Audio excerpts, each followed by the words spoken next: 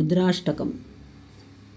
नमामि समीशाननिर्वाणरूपं विभुं व्यापकं ब्रह्मवेदस्वरूपं निजं निर्गुणं निर्विकल्पं निरीहं चिदाकाशमाकाशवासं भजेऽहं। निराकारमोङ्कारमूलं तुरीयं गिरिज्ञानगोतीतमीशं गिरीशं करालं महाकालकालं कृपालं गुणागारसंसारपारं नतोऽहं। तुषाराद्रिसङ्काशगौरं गम्भीरं मनोभूतकोटिप्रभासी शरीरं स्फुरन्मौलिकल्लोलिनीचारुगङ्गा लसद्बालबालेन्दुकण्ठे भुजङ्गं चलत्कुण्डलं शुभ्रनेत्रं विशालं प्रसन्नाननं नीलकण्ठं दयालुं प्रियं शङ्करं सर्वनाथं भजामि।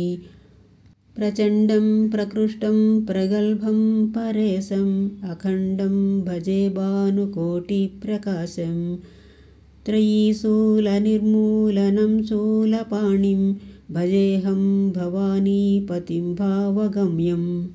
कलातीतकल्याणकल्पान्तकारी सदा सज्जनानन्ददाता पुरारी चिदानन्दसन्दोहमोहापहारी प्रसीद प्रसीद प्रभो मन्मथारी।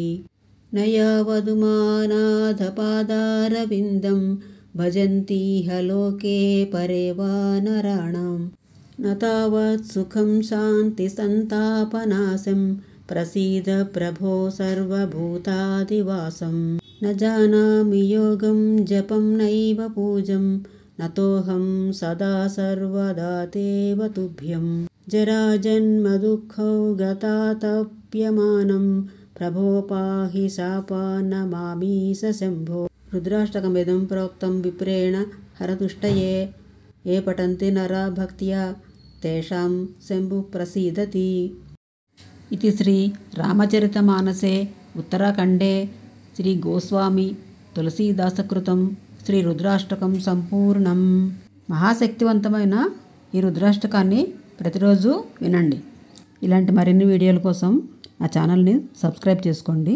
సబ్స్క్రైబ్ చేసుకుంటే నా ఛానల్లోని వీడియోలన్నీ మీకు కనిపిస్తాయి. ఈ వీడియో నచ్చితే లైక్ చేయండి, సబ్స్క్రైబ్ చేయండి, షేర్ చేయండి, కామెంట్ చేయండి.